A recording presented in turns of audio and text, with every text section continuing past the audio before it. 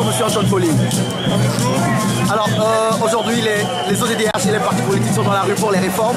Pensez-vous que ces réformes puissent être possibles? Nous continuons à penser que ces réformes non seulement sont possibles, mais elles sont indispensables.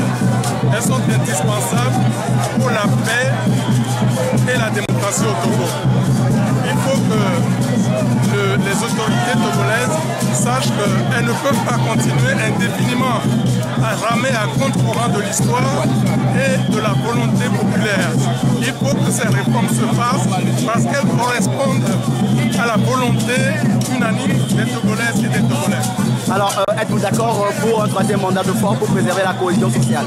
Vous savez, la question des réformes n'a rien à voir avec la candidature ou non de M. Faure Gnassingbé. Faisons les réformes et le moment venu, ça sera à Faure Gnassingbé lui-même s'il veut être candidat, si en son âme et conscience, il considère que par rapport à la Constitution en vigueur, il peut être candidat, ça sera à lui de se déterminer. Et s'il veut être candidat, de déposer sa candidature.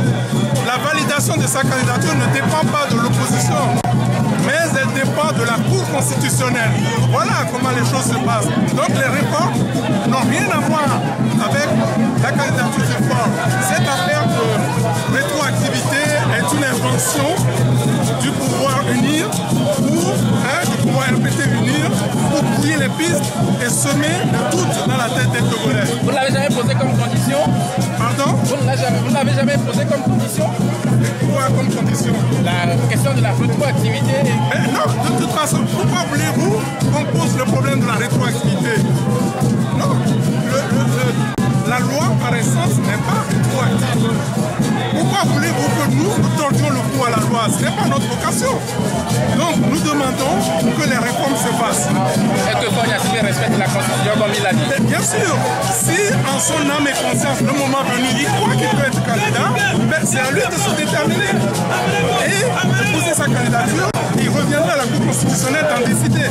Ce n'est pas à nous. Pourquoi voulez-vous que l'on fasse une loi et que dans la loi, on introduise des éléments d'interprétation de cette loi? Ça ne se fait pas. À quoi servent alors les juges?